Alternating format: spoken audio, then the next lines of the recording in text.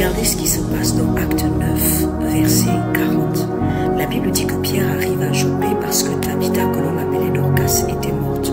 Et lorsque les gens vont aller chercher Pierre, Pierre arrive. Lorsqu'il arrive, il trouve une atmosphère de crise, de deuil et de mort. Pierre trouve des femmes en train de pleurer.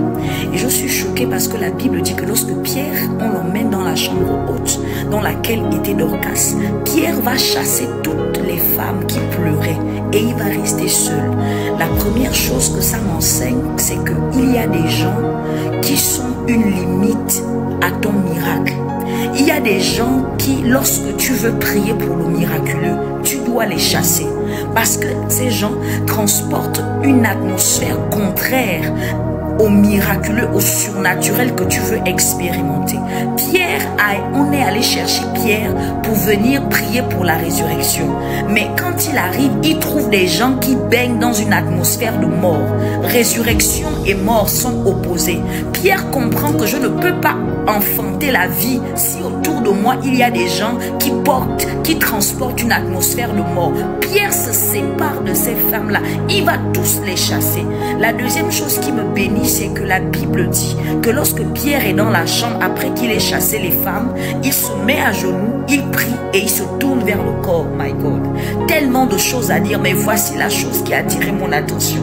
La Bible dit que puis, lorsqu'il finit, il se tourna. Ça veut dire que tout le temps que Pierre priait, il n'avait pas les yeux sur la mort, mais il avait les yeux sur la vie. My God. Écoutez, Pierre est dans une atmosphère de mort, il est dans une chambre où il y a un cadavre.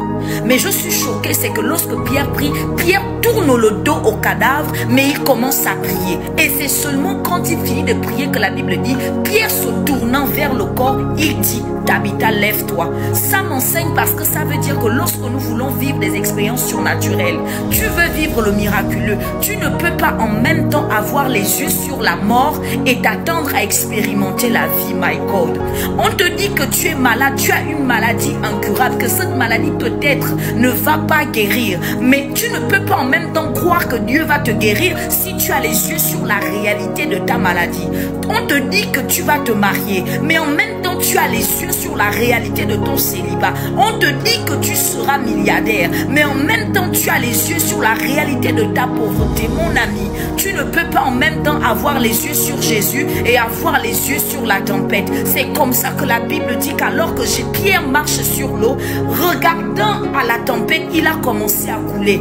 Beaucoup d'entre nous, nous ne vivons pas notre miracle. Nous ne vivons pas notre miracle parce que au lieu d'avoir les yeux sur le Dieu qui nous a parlé, nous avons les yeux sur la réalité qui nous entoure, qui nous parle. Parce que la réalité aussi a un discours. Et très souvent, le discours de ta réalité est contraire au discours de la vérité de la parole de Dieu. My God. J'ai envie de dire à quelqu'un, je ne sais pas quel domaine de ta vie est mort, mais dans cette saison, ma prière est que de même Dieu a déconnecté Pierre de la mort. Je prie que Dieu te déconnecte de toute réalité qui t'emmène à penser à la mort au lieu de croire en la vie de Christ qui est en toi. My God. La Bible dit que si l'esprit de celui qui a ressuscité Christ d'entre les morts vit en vous, il donnera aussi la vie à vos corps mortels. J'entends Jésus qui parle à Marthe et qui dit, ne t'ai-je pas dit que quiconque croit vivra, quand même il serait mort. Je prie dans cette saison que Dieu active ta foi, que Dieu emmène ta foi à une nouvelle dimension,